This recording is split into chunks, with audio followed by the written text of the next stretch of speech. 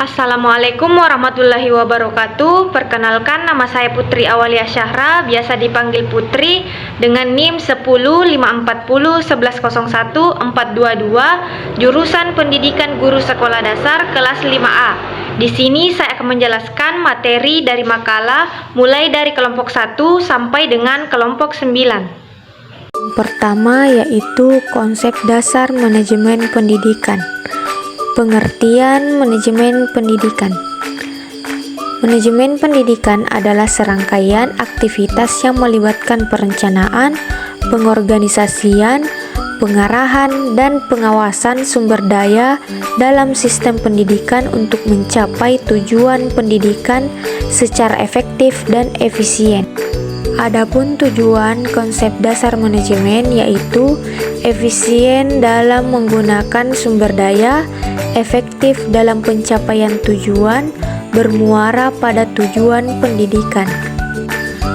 Manfaat manajemen pendidikan yaitu meningkatkan kompetensi manajemen pendidikan bagi pendidik sehingga lebih profesional, menghemat sumber daya dengan hasil memuaskan, dan mendapatkan tenaga kependidikan yang profesional.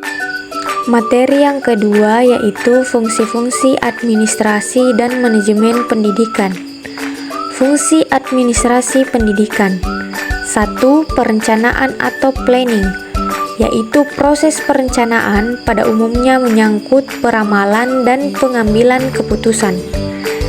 Yang kedua yaitu pengorganisasian, merupakan aktivitas menyusun dan membentuk hubungan-hubungan kerja antara orang-orang sehingga terwujud suatu kesatuan usaha dalam mencapai tujuan-tujuan yang telah ditetapkan. Yang ketiga, pengordinasian, yaitu adanya bermacam-macam tugas atau pekerjaan yang dilakukan oleh banyak orang, memerlukan adanya koordinasi dari seorang pemimpin. Selanjutnya, fungsi manajemen pendidikan. Manajemen pendidikan merupakan suatu proses. Pengertian proses mengacu kepada serangkaian kegiatan yang dimulai dari penentuan sasaran, tujuan sampai akhirnya sasaran tercapainya tujuan. Fungsi artinya kegiatan atau tugas-tugas yang harus dikerjakan dalam usaha mencapai tujuan. William H. Nerman dengan mengklasifikasikan fungsi manajemen atas 5 kegiatan dengan akronim POASCO, yakni planning, organizing, resource, surveying, dan controlling. Materi yang ketiga yaitu ruang lingkup administrasi dan manajemen pendidikan. Ruang lingkup administrasi berdasarkan ruang lingkupnya, administrasi berlingkup mikro adalah administrasi bertaraf lokal yang dilakukan perguruan tinggi dan sekolah untuk memahami dan menemukan dengan tepat dan kronologik, yaitu dimulai dari lingkup yang saling sempit atau mikro. Kemudian, ruang lingkup manajemen. Menurut Baharudin, ruang lingkup manajemen pendidikan antara lain sebagai berikut, yaitu manajemen kurikulum. Kurikulum merupakan seperangkat rencana dan pengaturan mengenai tujuan, isi, dan bahan-bahan pelajaran yang digunakan sebagai pedoman penyelenggaraan kegiatan pembelajaran dalam mencapai tujuan pendidikan secara efektif dan efisien. Materi yang keempat yaitu struktur organisasi dalam suatu lembaga. Adapun pengertian struktur organisasi yaitu menetapkan cara bagaimana tugas dan pekerjaan dibagi, dikelompokkan, dan dikoordinir secara formal. Pernyataan ini mengacu pada 6 unsur kunci yang terdiri dari elemen-elemen spesialisasi pekerjaan, departementalisasi, rantai komando, rentang kendali, sentralisasi dan desentralisasi, serta formalisasi. Semua organisasi, betapapun kecilnya, mempunyai semacam struktur karena Secara umum, suatu struktur dirancang dengan maksud untuk memastikan bahwa organisasi dirancang dengan cara yang paling baik untuk mencapai sasaran-sasaran dan tujuan-tujuannya. Materi yang kelima yaitu supervisi dan kepemimpinan dalam pendidikan. Adapun pengertian supervisi pendidikan yaitu dalam dunia pendidikan, supervisi selalu mengacu kepada kegiatan memperbaiki proses pembelajaran.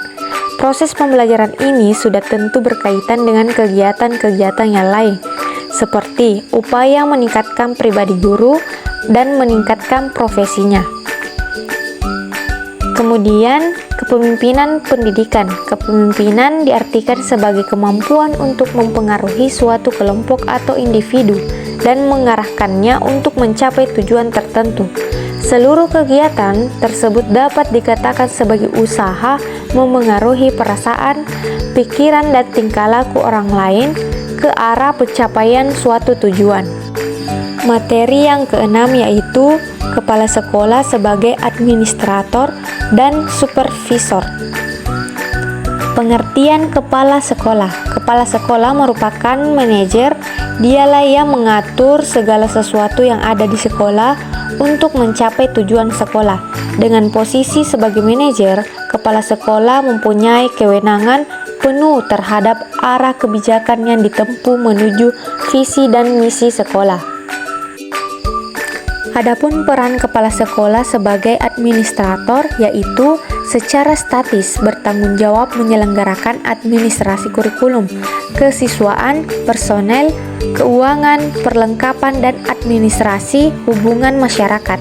Yang kedua, secara dinamis bertanggung jawab atas tugas manajemen seperti perencanaan, pengorganisasian, pengarahan, pengordinasian, dan pengawasan. Selanjutnya, peran kepala sekolah sebagai supervisor. Kepala sekolah sebagai supervisor berperan untuk membimbing, membantu, dan mengarahkan tenaga pendidik dan tenaga kependidikan untuk menghargai dan melaksanakan prosedur-prosedur pendidikan guna menunjang kemajuan pendidikan. Materi yang ketujuh yaitu peran guru dalam manajemen pendidikan dan manajemen konflik. Peran guru dalam manajemen pendidikan. Menurut Setiawan DKK, peran guru dalam manajemen pendidikan antara lain 1. Tugas aset pembelajaran. Sebagai tugas aset pembelajaran, guru bertanggung jawab merancang, menyusun, dan mengelola kurikulum serta materi pembelajaran. Kemudian yang kedua sebagai fasilitator.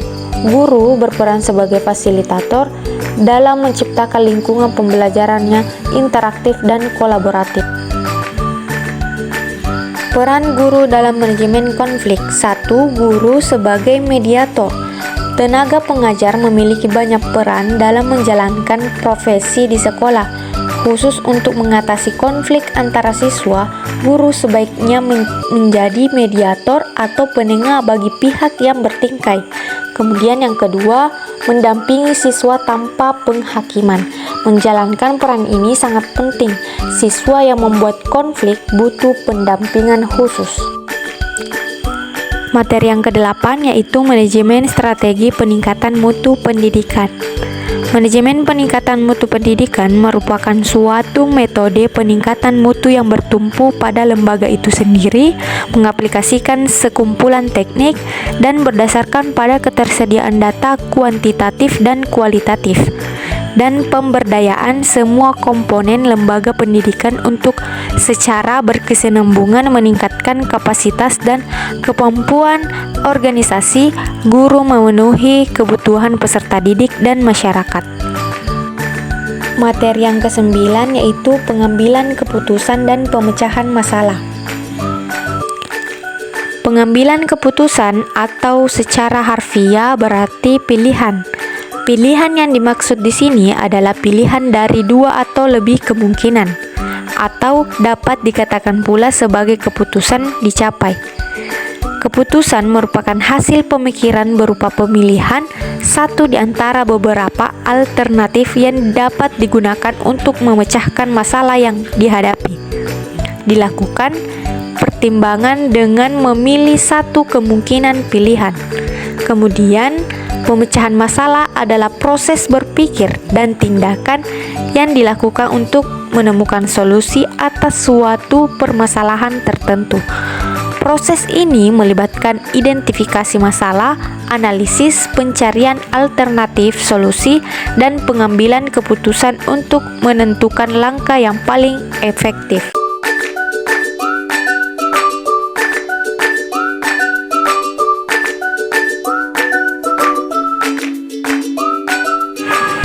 Halo, kalian yang lulus SMA, SMK, dan MA bingung mau kuliah di mana? Bergabung bersama kami di Universitas Muhammadiyah Makassar, khususnya Fakultas Keguruan dan Ilmu Pendidikan, Program Studi Pendidikan Guru Sekolah Dasar. Unismu unggul, unggul, unggul.